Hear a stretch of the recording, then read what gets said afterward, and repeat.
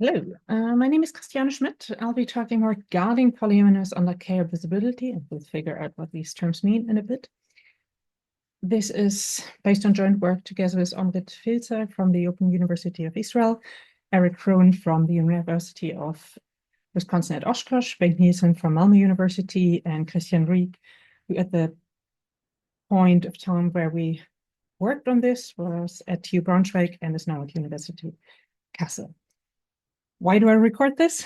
I had for a seminar prepared slides on this paper, on this on these proofs and so on, and really detailed with all the proof details, or nearly all the proof details. And then I thought, well, I can as well record it. I should mention that these slides are prepared for an audience that's not a pure computation geometry audience. So in the beginning, I will talk quite a bit about what the art gallery problem is, what results exist, what visibility definitions we have, and so on. I'll make sure to put in timestamps under the video. So if you think, well, this is all not interesting, I can skip that, then you can just jump to the part that would actually be interesting for you. Okay, so let's get started. Relatively long agenda. So we'll talk about the art gallery problem and its variants.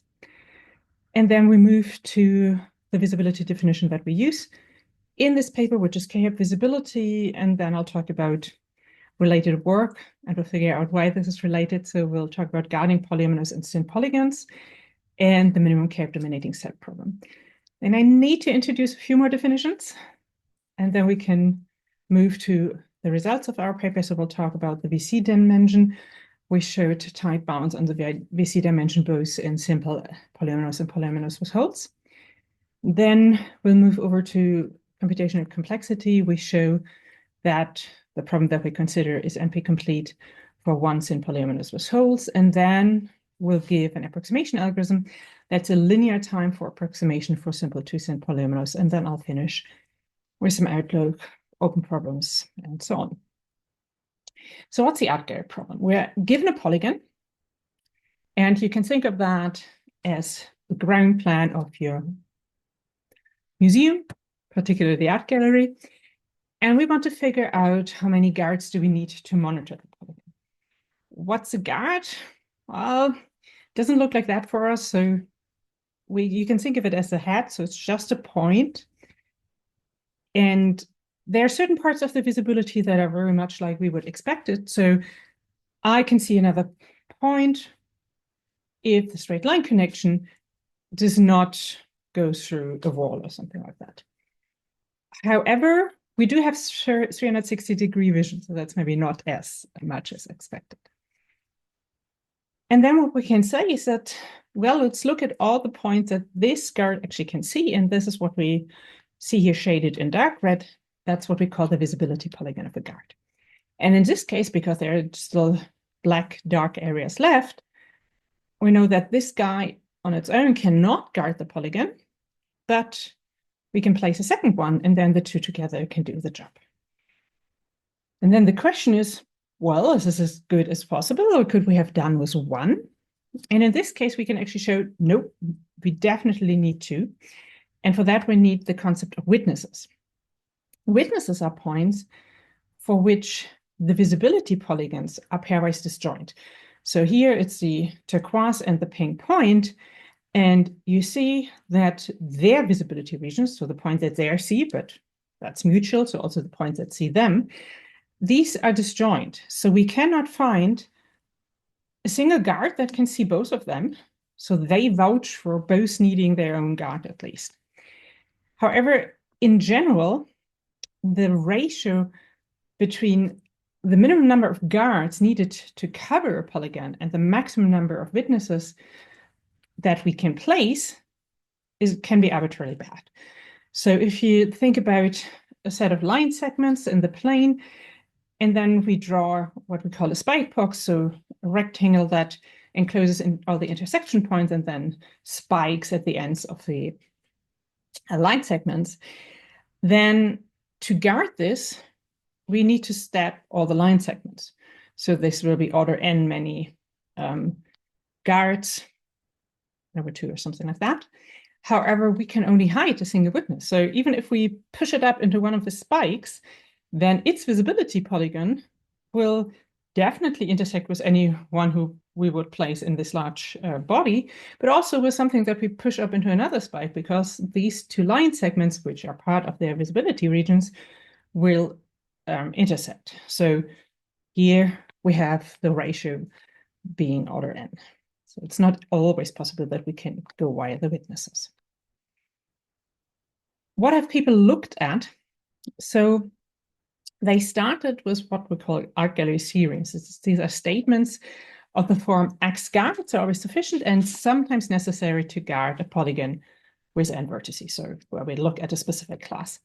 And the very first of these results was given by Quartal in 1975, who showed that for simple polygons with n vertices, n over 3 rounded down guards are sometimes necessary and always sufficient.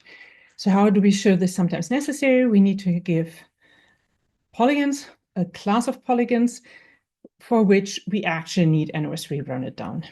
And this is this kind of coup, Quartal's coup. So what can you see? If you look at the tips of the spikes as witnesses, then their visibility regions will be pairwise disjoint. So for every 3 vertices with which we can open a new spike, we will need another guard. So here we have n over 3 rounded down are sometimes necessary. And for the always sufficient, Quartal also provided a proof, but there was a way more simple proof given by Fisk only a few years later. He triangulated the polygon, and then he 3-colored the vertices. What do we know? Each triangle is incident to all of the 3 colors. So let's pick the least frequently used of these colors. In this case, that would be the yellow ones. Then we know each triangular in our triangulation is incident to one of these yellow guards. And this guard can always see the complete triangle, so we definitely guard the polygon. And because of the pigeonhole principle, we know that we used at most n over 3 rounded down many colors. Many guards, sorry, colors, only 3. Then the interest went to computational complexity. So the art gallery theorems are not looking at the minimum number, but they say, well, this many will always do, but that can be very far off. So if you have a star-shaped polygon with really many vertices, then you could guard it with a single one placed in the kernel, and n over 3 could be really large. So now we want to figure out what's the minimum number with which we can guard. The first hardness results was given for point guards and polygons with holes by O'Rourke and Sapowitz. So what's a point guard? A point guard is a guard that we can place anywhere in the polygon, while vertex guards, they would restrict the positions to the vertices of the polygon. And then it was shown to be NP-hard for vertex guards without holes, so in simple polygons, and point guards without holes. So just again, what is simple polygon? A polygon with holes. A simple polygon is one that does not intersect itself, does not have holes, and holes are, if you go back to the ground plan interpretation of our art gallery, then this could be an inner guard of the museum or a column that's somewhere in the museum. And then very recently, Abrahamson et al. Showed that point guards in simple polygons is existential theory of the real heart. So that probably settled the complexity question for now. And then the question was about algorithms. What does that mean? We want to still somehow place a minimum number. Well, usually we probably can't place a minimum number because we just found out about the different hardness results. So we want to provide approximation algorithms. That is, well, maybe not the minimum number, but only 2 times as many as maximum multiplied. There were also different results on efficient algorithms for optimal solutions for many instances. People have used heuristics, and then for very specific problems, we can even give polytime algorithms. When I say specific problems, then I mean variants of the problems. We'll soon see what these variants mean. And then, of course, often there are also structural results that, for example, help you to show some of the questions that we're usually asking in this context, or that are of interest on there. So when we talk about the art gallery problem, it's variance. We figured out what the art gallery problem is. So what do we mean with variance? We can alter different things. We could alter the capabilities of the guards, and we can alter the environment to be guarded. So there are lots of different variations.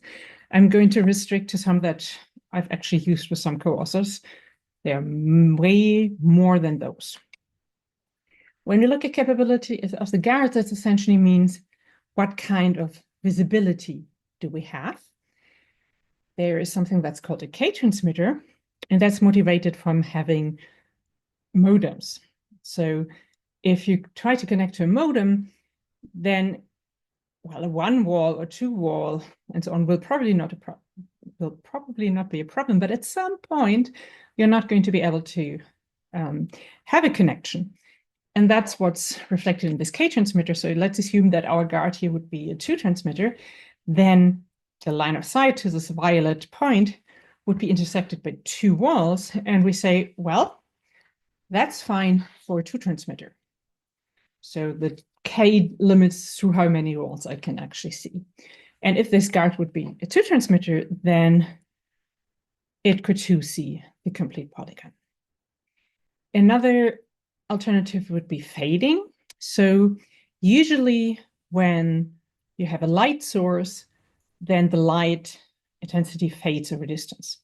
So in this polygon, if we would place a bright light bulb to the left here, then the points to the right, where we're too dark here, they would be seen by a normal guard. It's straight line connection, does not intersect any of the columns, are good.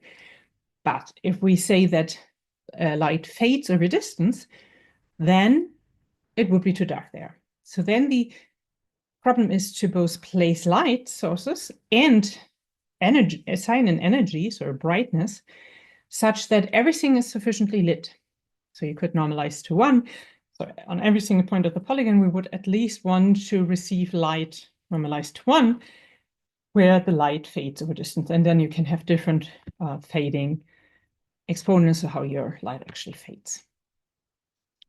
And then, of course, we want to minimize the total energy that we placed. Another variant is a so-called chromatic art gallery problem, where we're still given a polygon, but we don't really want to find a minimum guard cover of P as in the minimum number of guards. In this polygon, so like a zigzaggy thing, we would need N for many guards. But now in the chromatic version, we want to color our guards, and no point in the polygon may be seen by 2 colors of the same, by 2 guards of the same color. So if we would want to color these N over 4 many guards, they all see the center point of the polygon, so we would have to assign a different color to each of them, and that would cost us N over 4. We can do better, because we're not actually interested in how many guards we're placing, just how many colors do we need to assign to these guards that we're placing. So if we shove up guards into each of the spikes and then use alternating colors, we're good because of every second spike, the visibility regions do not overlap. And then we just need 1 other color for the middle. And then we're done with 3 colors. We need more guards. We need N over 2 plus 1 guards, but we don't care about the number. We care about the number of colors. The other thing that we can alter is the environment to be guarded. So very classical is to look at simple polygons or polygons with sold. So we already saw these definitions before. Very much looked at are also rectilinear polygons. So that means that all the edges are axis parallel, or that all the interior angles are 90 or 270 degrees. We could also look at something that's not a polygon, that's guarding 1.5D terrains. And so that's an X monotone polygonal chain. And then we could either place the guards on the terrain such that they have to see everything, or they could be on an altitude line above the terrain, like you're flying over it with drones. And then again, want to have the smallest number that you need. So we saw that we can alter visibility in lots of ways. We can alter the environment in lots of ways. Today, we are interested in K of visibility, so we definitely alter the visibility definition, the capabilities of the guard will also have a different environment that we will look at. For the motivation of cap visibility, we completely move away from computational geometry.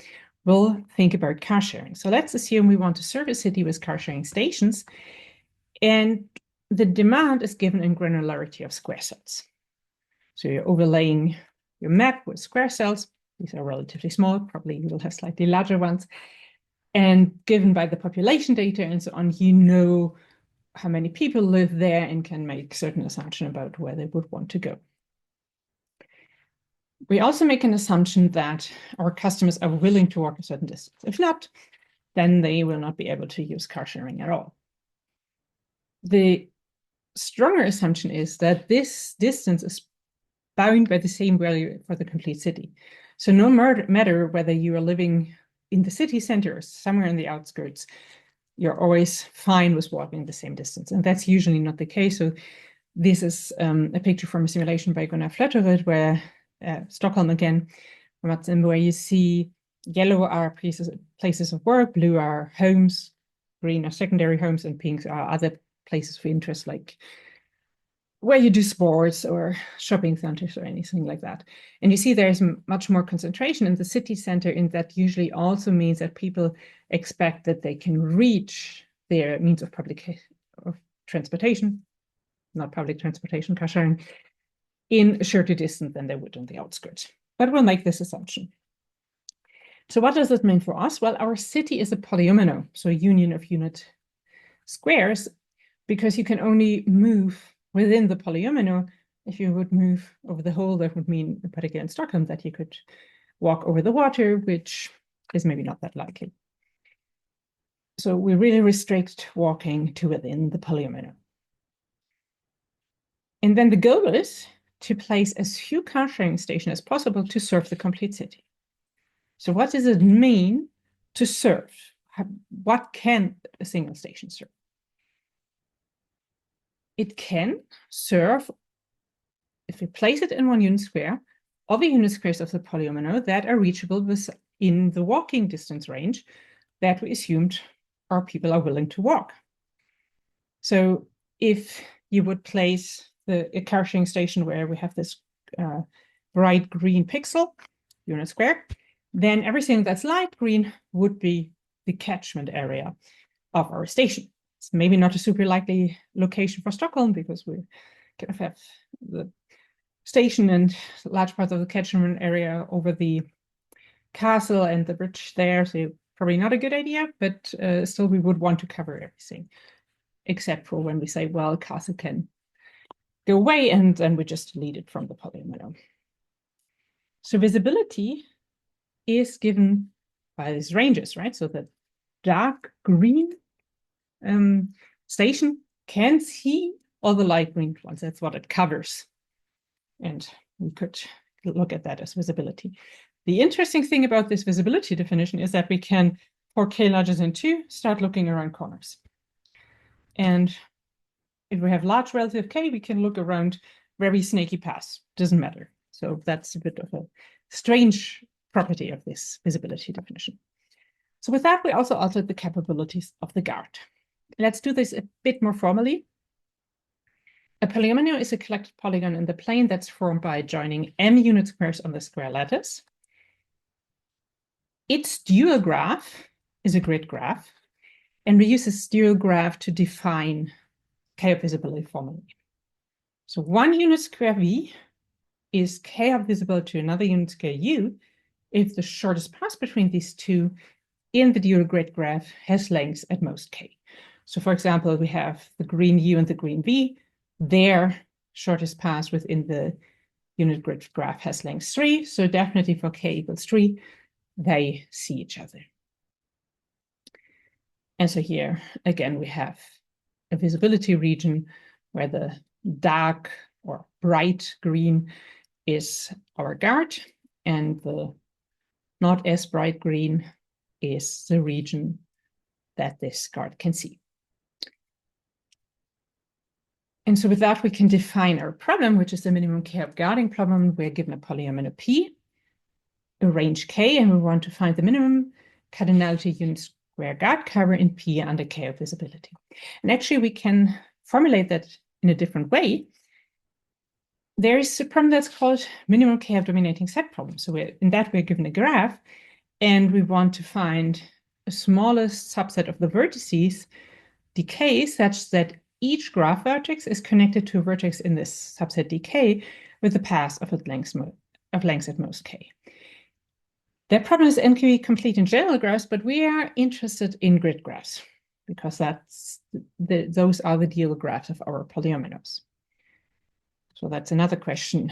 What can we say about the minimum K of dominating set problem in grid graphs equivalent to our guarding problem? Okay, so let's look a bit at related work. So we somehow want to guard polyominoes, and very related are sin polygons. We'll see in a moment what that is. And we just saw that this is an equivalent formulation, so we're also interested in the minimum K of dominating set problem. What is known about these problems? What's, first of all, a sin polygon, sin orthogonal polygon? We extend the edges incident to reflex vertices, and that induces a partition. And if the dual of this partition is a tree, then our polygon is called sin. So there was a paper by Thomas. She looked at sin orthogonal polygons. She looked at the original definition of visibility. So I see another point if the straight line connection is fully contained in the polygon. And for computing a minimum guard set, she showed that this is NP hard for point guards and APX hard for vertex or boundary guards. Then Bide and Merabi looked at rectilinear visibility. So what does that mean? We're looking at the 2 points, and the question is, do they see each other? They do see each other if the axis-aligned rectangle that these two span is fully contained in the polygon. So the 2 points that have the blue rectangle as their spanning rectangle, they can see each other under rectilinear visibility, while the 2 that have the red rectangle, they cannot see each other under rectilinear visibility. For that, Bide and Merabi showed that, again, the premise NP hard, in this case in polygons, was holds, and they gave a linear time algorithm for 3 polygons. So again, more or less the sin definition. And they also showed that this generalizes to polygons with holes or thickness t. So what does that mean? Well, we still look at the dual graph, but instead of saying that the dual has to be a tree, it does not contain an induced t+1 by t+1 grid. Then our polygon is t thin or t thick. And so this means that they show that this problem is fixed parameter tractable in t plus h. Then again, Bide and Merabi looked at orthogonal polygons with bounded tree widths. I'm not going to give the exact definition, but you can think of tree widths measuring how close your graph is to being a tree. For rectilinear visibility, so they looked at different visibility types. Rectilinear visibility, staircase visibility, again, something we haven't seen. So what does that mean? It means that I can see another point if there is an XY monotone staircase path, so with axis-aligned edges between those. So now everything that's connected by blue can see each other, while the 2 top yellow points cannot see each other because it's not monotone. While if we would have the last type of visibility that Bide and Merabi looked at, limited turn visibility, then that's fine because we have a turn path with only 2 turns and they would see each other. So for all of these, they showed that the problem is linear time solvable. And then Worman and Kyle looked at rectilinear visibility, and they showed that there's an underlying graph, again, with extending edges, that's perfect, and that this problem variant is equivalent to click cover. So they provided a linear time algorithm. We have some more visibility types. Bide et al. Looked at simple polyominoes and both at ordinary visibility or all or nothing visibility. What does that mean? I can only see a unit square if I see it completely. So if I have some part of the unit square that I would see by ordinary visibility, then I don't see it under all or nothing visibility. And they show that the problem is NP-apt for both cases.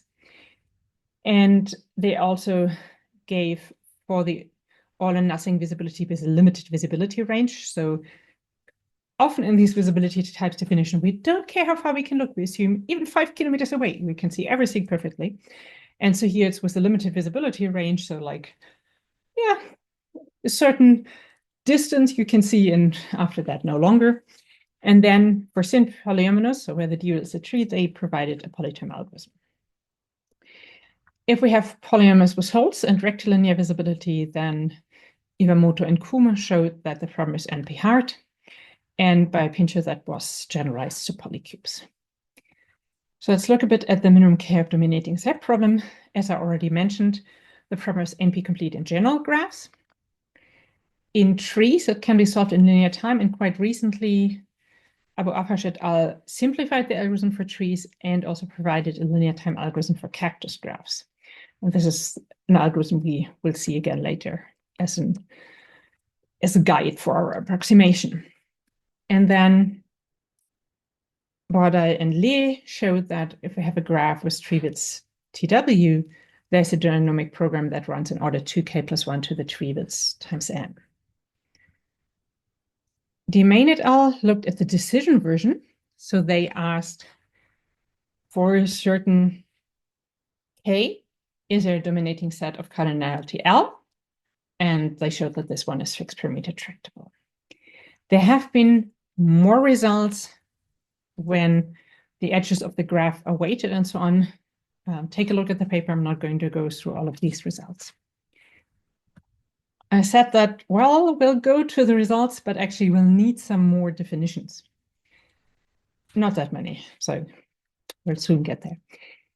The first one is, we already saw that briefly in this one paper on T-thickness, and in a similar way, we define polyominoes to be T-thin if they do not contain a block of size T plus 1 times T plus 1. So for example, in this polyomino, we can find a 3x3 block, so it's not too thin, but we're not able to place a 4x4 block, so it does not contain such a block.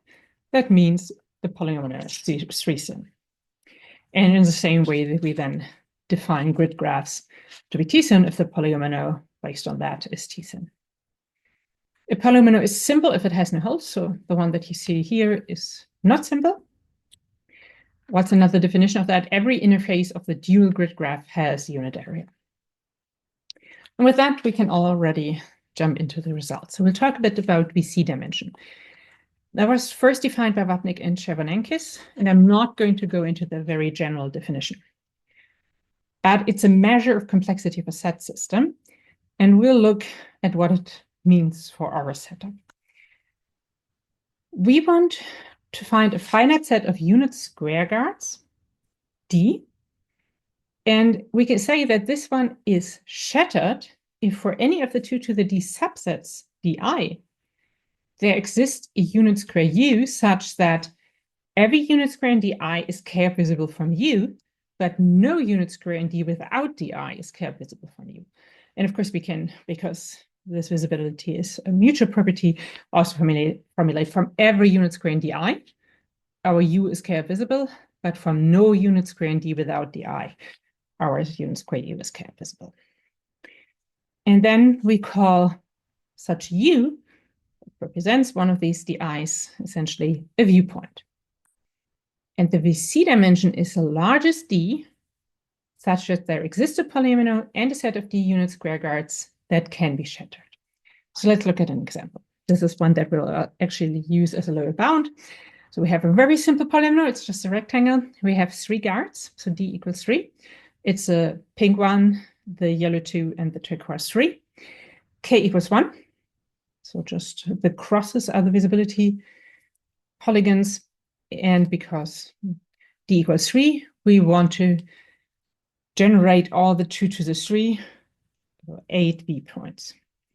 And the viewpoints you can see whenever there's this grayish, white, whatever, kind of focus point. So the empty set is just somewhere where none of the visibility polygon reaches. And then we have the singletons. So the 1 is to the left of the guard 1, the 2 is to the bottom of the guard 2, and the 3 is to the top of the guard 3. And then we have the pair viewpoints. So for example, 1, 2 is generated where also guard 2 is placed, because that is a unit square that's seen by the guards 1 and 2, but not by 3. And so we can generate all those pairs, and also the 1, 2, 3 is generated where we also place the guard 1, so that is seen by guards 1, 2, and 3. So here we know that in simple polyominoes, we can have examples with VC dimension 3, so we know that it's a lower bound. And this has been studied for different guarding problems, it's quite a few. But for example, if you look at simple polygons in the ordinary visibility definition, then the VC dimension is within the interval 6 and 14. So it's not a tight bound. We will actually provide tight bounds both for simple polyominoes and polyominoes results. And for simple polyominoes, the VC dimension is 3. And for polyominoes with holes, it's 4. And there we have for large enough k. And we'll see in a moment why that is for large enough k. So to be able to show the upper bounds, we'll need a bit more tools. We use something that we call the rest budget of a unit square G at another unit square C. And that's the maximum of k minus the k-up distance between these two and 0.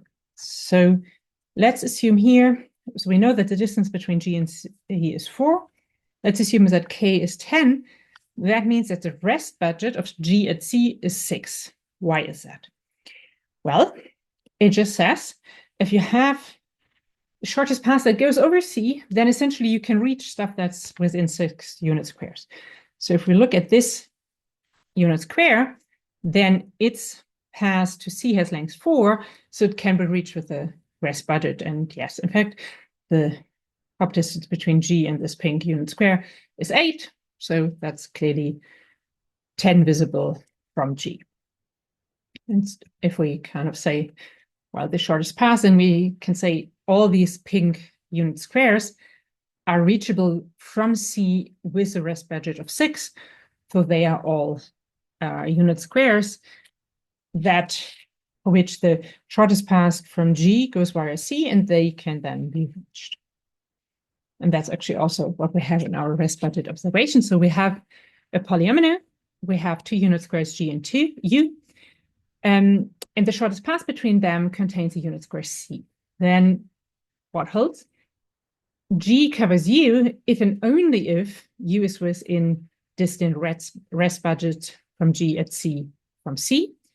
And if we have another unit square G prime that has a larger rest budget at C than G, then if G covers U, then so does G prime. So again, let's look at an example.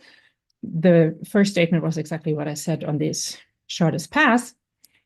And then let's say we place another guard, G prime. So now for him, the rest budget at C is larger than that of G.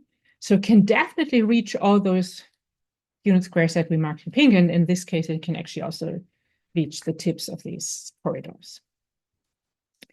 And then we have a rest budget lemma that says, okay, let's say we have 2 unit squares A and C in a simple polyomino, and our polyomino boundary does not cross AC. And then we have some paths, PAC, in the dual graph GP between the center points of A and C. And then we have a unit square whose center point belongs to this enclosed areas that are so enclosed by this path and our line segment AC. Then there is a unit square X on, it should say on PAC, so on this path, such that the rest budget from B at X is larger than that from A at X, and it's larger than that from C at X. I'm not going to go into the details of the proof. I'm just going to show you the cases. So the first one is, if B is above C, well, then it's just, X is just a unit square directly above B on PAC. If B is left of A, then it's just the unit square directly left of B on PAC. So we are left with the one where our B is within the bounding box, the axis line bounding box of A and C. And then we have two cases. One is, which we have in the figure here, that the slope of AC is less than 1, then BC, so the one that's directly above B, is our X. And if the slope is larger than 1, then BA is our X.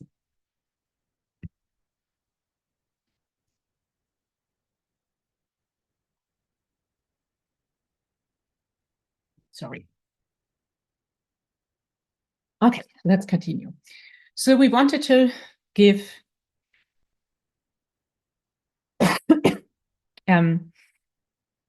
a bound of 3 for simple polyominoes and a bound of 4 for polyominoes with holes. So let's look at the lower bound for simple polyominoes. Well, we already saw that. So we know that we can shatter a set with 3 guards. So we have to show the upper bound still. But also, how does it look for larger K? Well, we'll just keep the placement of the guards, but the polyomino that encloses all these visibility regions will just be larger. And because the relative position of the guards doesn't change, so we still can shatter all of these guards. Okay, let's look at the upper bound. And let's assume we have 4 unit square guards, G1, G2, G3, and G4. We want to look at the potential viewpoints, and we indicate them by Vs, where S is a subset of 1, 2, 3, 4. And we denote by xy, but for x, y, and p, the shortest path between those two in the dual grid graph as p of x and y. Then we have 2 cases in the proof. The first one is where all the 4 guards are in convex position and clockwise orientated, with G1 in the upper corner, of course, without loss of generality. And then we first assume, in all of these different cases now for this one, we show that some pair viewpoint Vij for some I in 1, 2, 3, 4 and some j in 1, 2, 3, 4 cannot be realized. So if the shortest path between 1, the viewpoint 1, 3, and 3 and the viewpoint 1, 3, to the viewpoint 2, 4, and 4 to the viewpoint of 2, 4 cross, then we just use our rest budget lemma and say at the intersection point, well, one of the other guys will have a higher rest budget, so it will also reach that pair viewpoint. That is one of the pair viewpoints V13 and V24 cannot be generated. So then we say, well, one of them will have to go around. So let's say without loss of generality, G1 is within the area bound by our path that we call that P24, so the one that goes from G2 to the pair viewpoint to 4, and then from the pair viewpoint to 4 to 4. And it's within that path and the line segment G2, G4. Well, then we have, again, our wonderful rest budget lemma. And then we know that G1, so if we apply that, will also cover the viewpoint to 4, so we cannot generate that.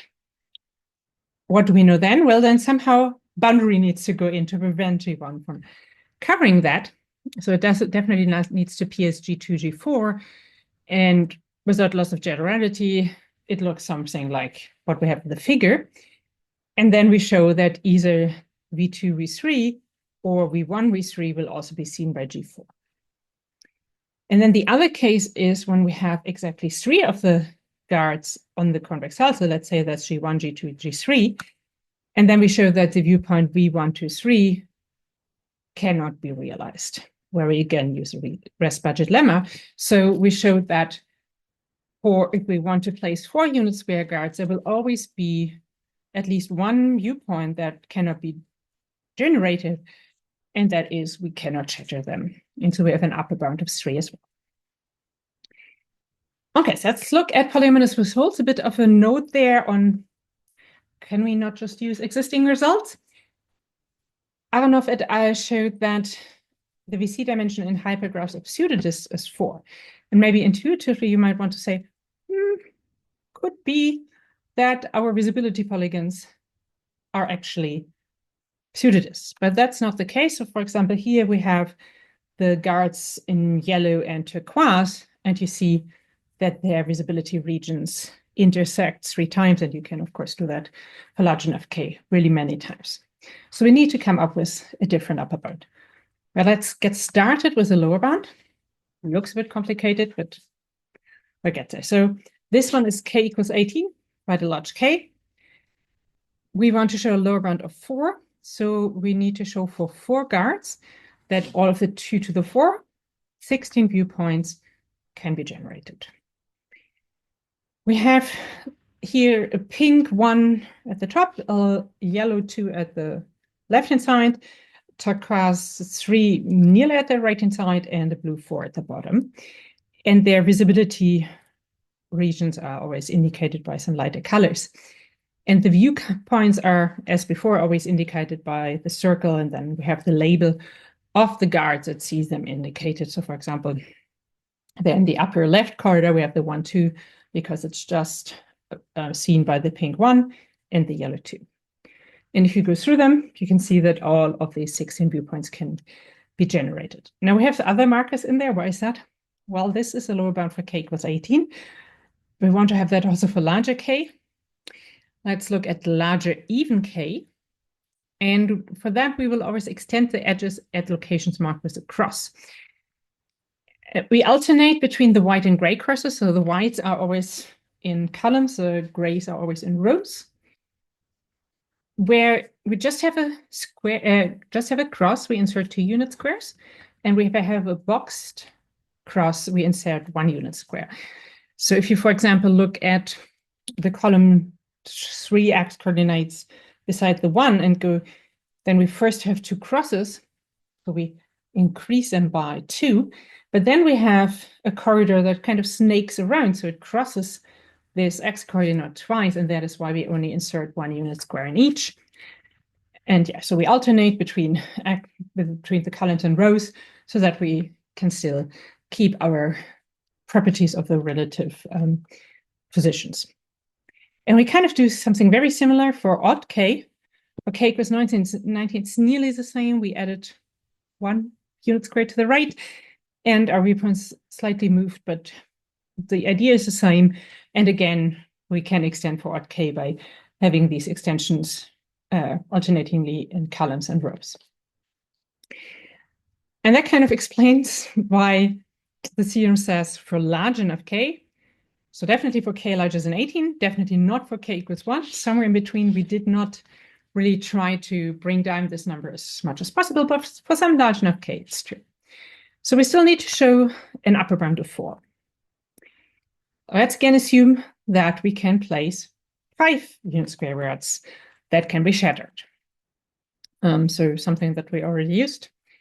Pij is the shortest path from guard Gi to the viewpoint Vij, and from Vij to the guard Gj, the shortest of all of these. We know that Pij includes these shortest paths from Gi to Vij and from Gj to Vij. We had started with placing 4 guards. So let's place G1 to G4. We definitely need to generate all the pair viewpoints. So we need to embed this graph G4P, where each edge represents the parse Pij. So for example, here we have the pink Gi, G1, the yellow G2, the turquoise G3, the blue G4. And if you look at the edge between G1 and G2, then the circle there indicates the viewpoint V12. Of course, it's not really looking like that. It's just a representation because the ping goes into all of its incident edges in the same distance, but it's still this graph that we need to embed. So We have edges that represent the paths P12, P13, P14, P23, P24, and P34. What else can we see? Well, the phase Fi is incident to all guards in G1 to G2, G3, G4, except for G1, Gi itself. So, for example, the outer phase is F4, but G4 is not incident to that.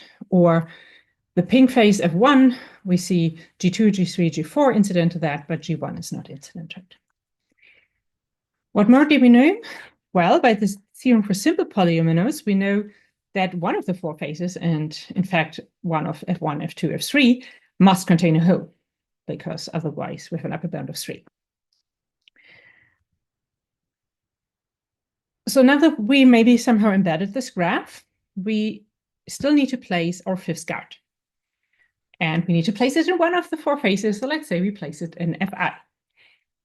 Then, again, guard Gi is not incident to Fi. So when we want to generate the viewpoint Bi5, the paths on which that is must intersect at least one of the other paths that are represented by the edges in our graph. So let's say it intersects the path PJL. Well, then, again, by our rest budget observation, we know that one of the viewpoints Vi5 or Vjl cannot be realized because a guard from the other pair will always see such a wear point. So we have a contradiction. We cannot actually place 5 guards.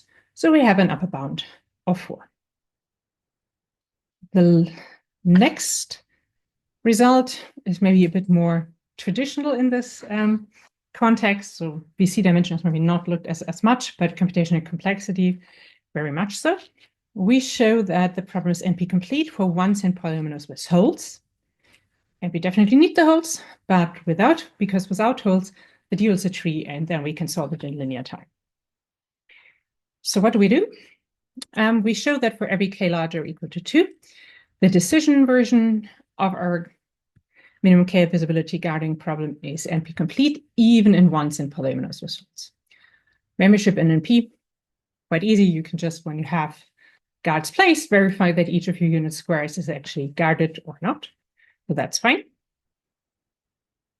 For the hardness, we give a reduction from planar monotone 3 set. So that's the version where we have a planar embedding of our variable graph incidence graph. And it's monotone because in each of our clauses, the literals either are all positive or all negative. And then we give a relatively classic reduction. So we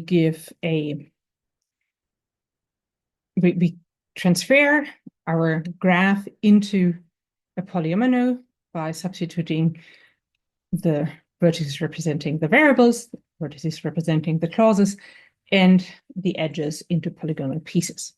So let's start with the variable gadget, which I show here for k equals 2, and actually all my examples are for k equals 2, but the general distance are given there. So what's the idea here? The corridors to the left and right is where we push out our information. If we look at the 2 unit squares that are marked with a cross here, then we need to cover them, but to be able to cover as much as possible from the rest of the polygon, the best we can do is to place these 2 gray guards. If we place them, then that leaves at the bottom here a corridor of width 2k plus 2, which cannot be guarded by a single guard.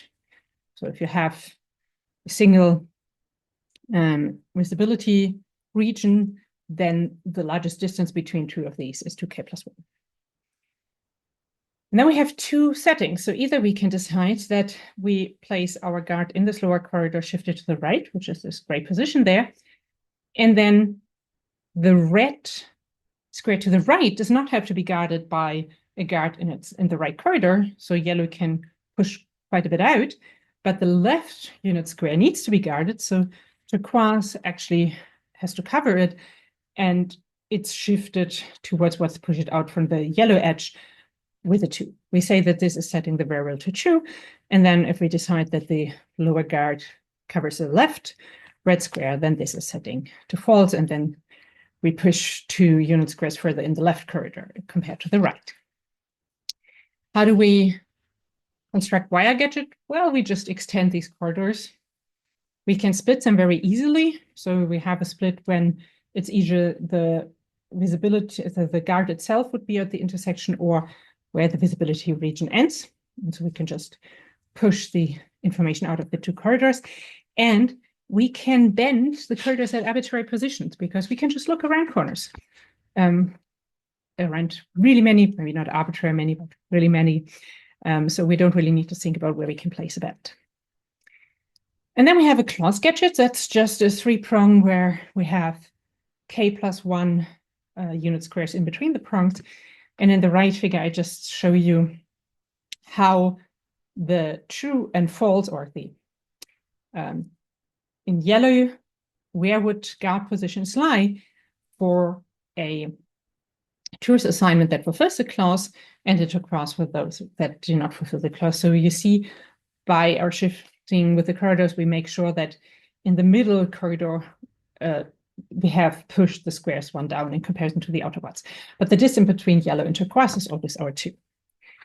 And then we just need to go through all the true settings. What we show is that we can always cover the lower corridor, or these empty squares that we still have, with at most 2 unit squares, except for when all variables do not fulfill the clause, then we need 3 additional square guards. So this is for TTT.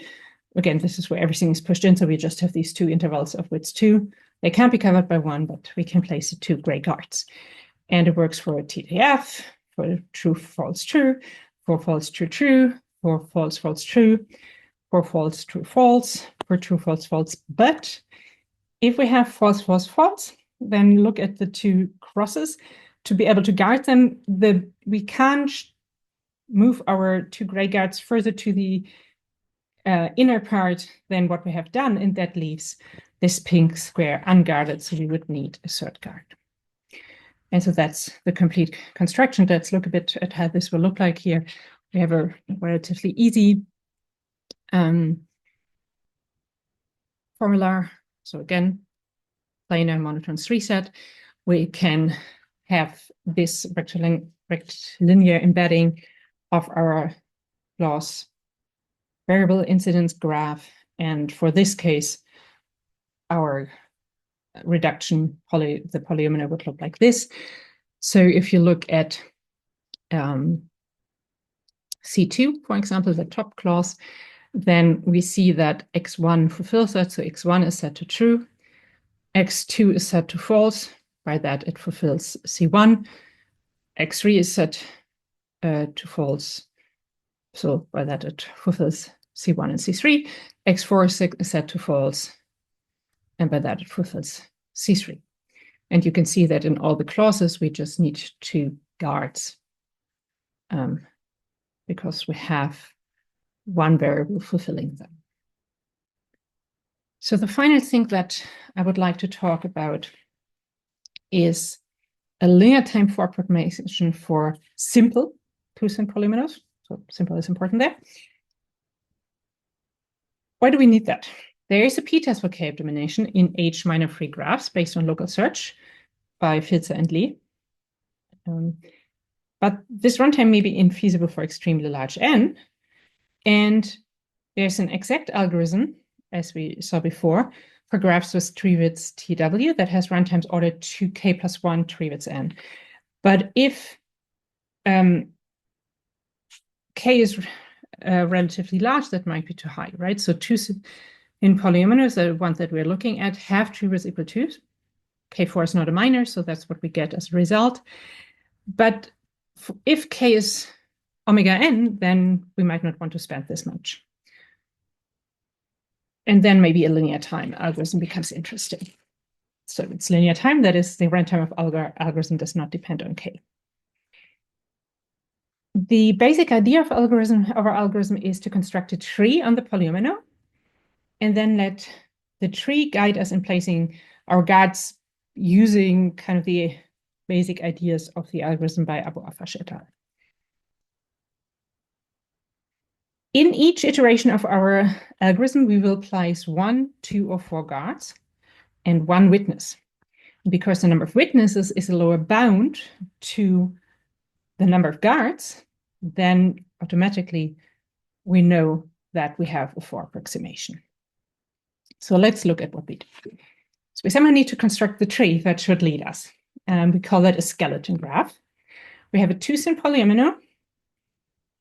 We know that each unit square is incident to 4 vertices. So vertices are now the grid vertices.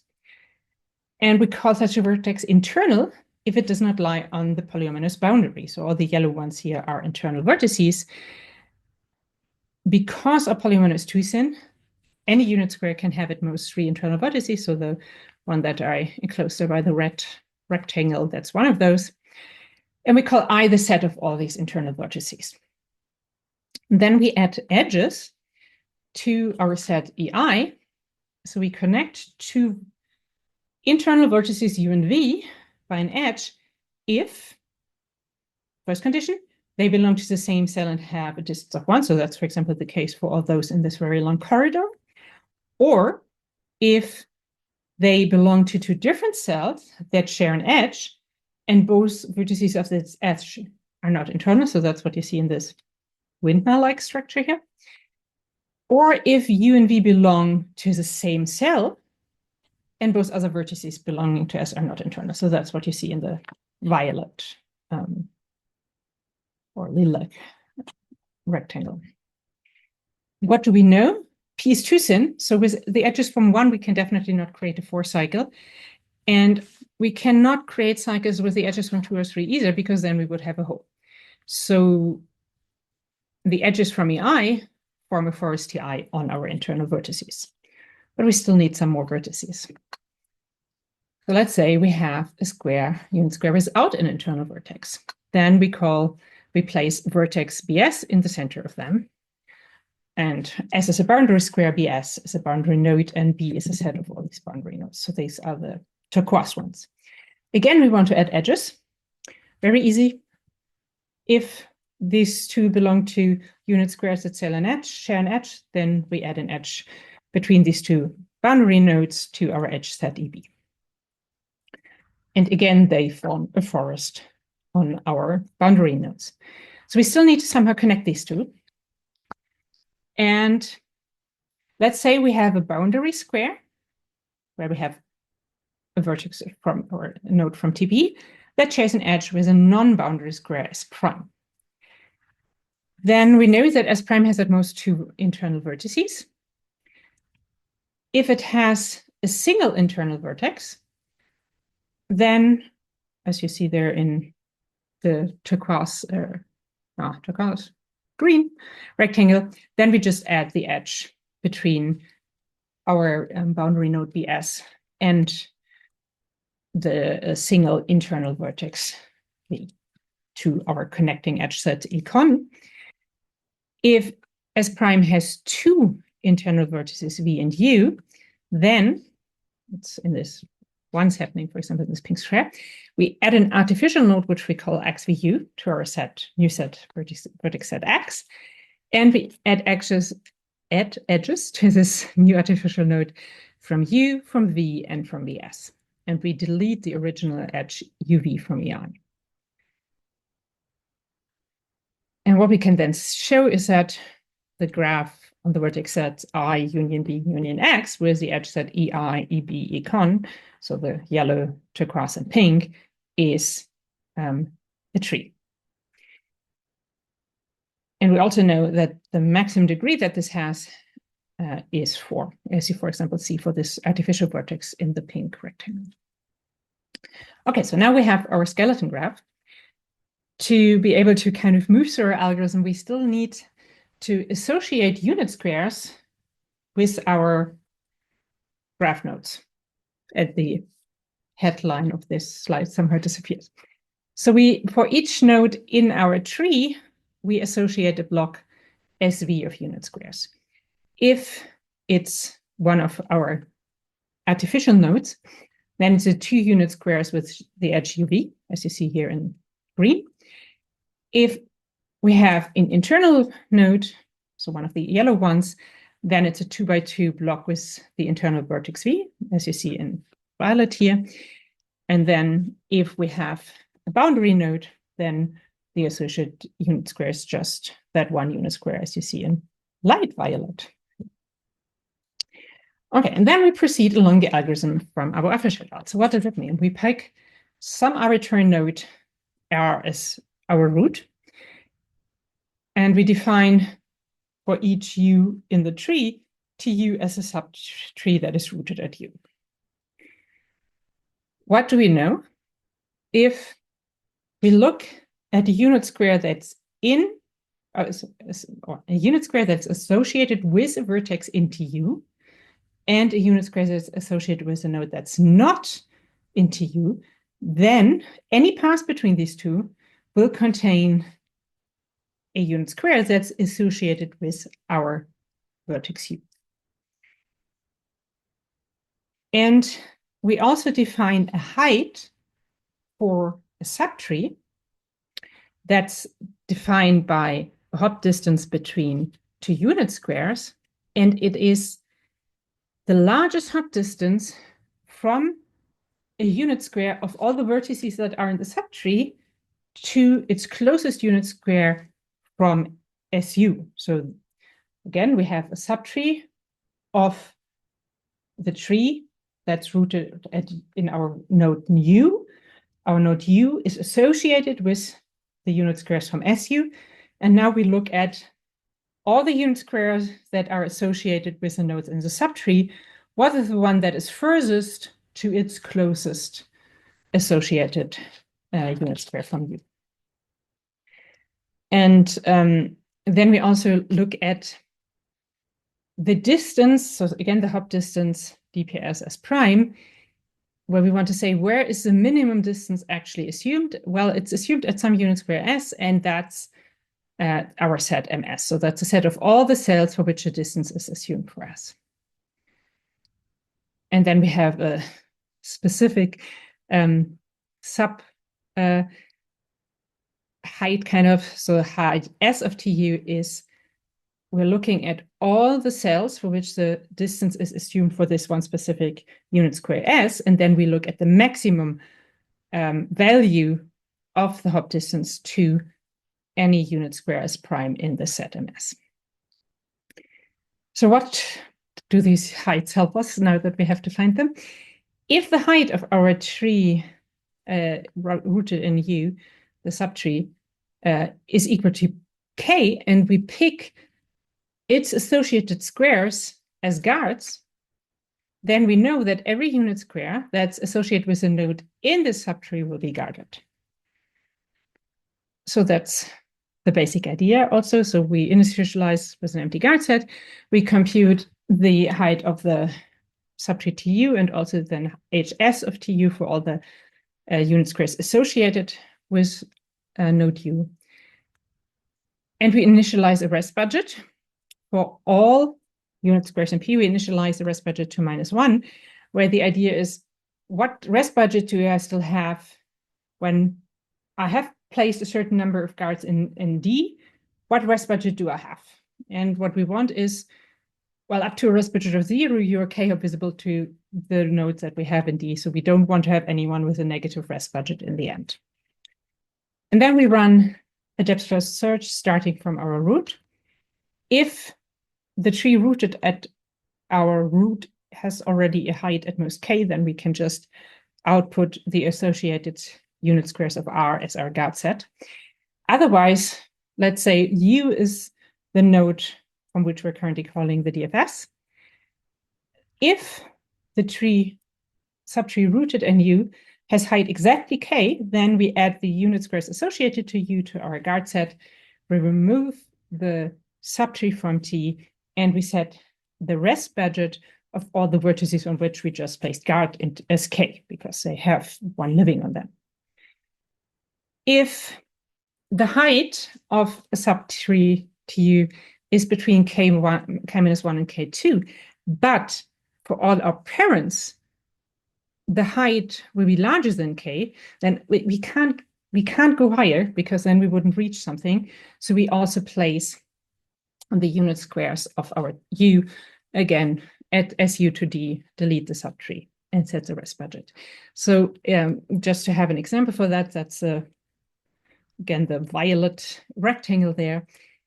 So if we look at the yellow, the left of the two yellow vertices or nodes, then in light yellow you have the associated unit squares. And the height of the subtree of this one is 1, because each unit square in the subtree has a distance of at most 1 to an associated square. Now we're running this one for k equals 2 in this example. So the height is k minus 1. But if we go to the parent, so the right one of the two turquoise one, then the height of that one is 4, right? Because there's a unit square to the lower right, for which we don't, which is too high. So we can't go to that one. And by the way, it's for k equals 3, so the height of the yellow one is k minus 2. So we can't go to the parent, because then we would have a unit square that has a hop distance of 4 to it, which we wouldn't cover.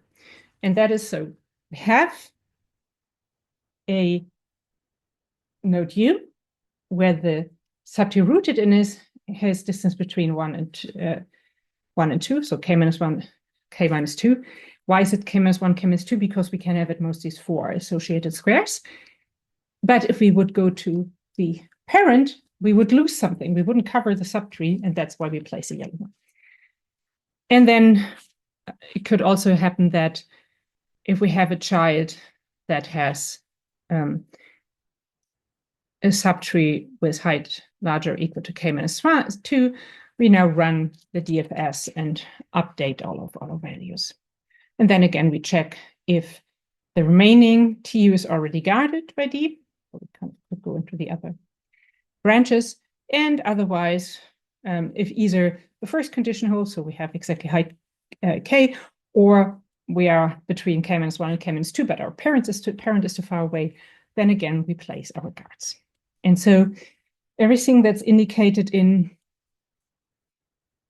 dark yellow, or however you want to call that, those unit squares are the guards that we will place by our algorithm.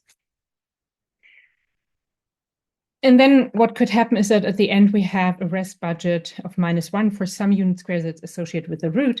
And if that's the case, when we add the unit squares associated with the root to our set.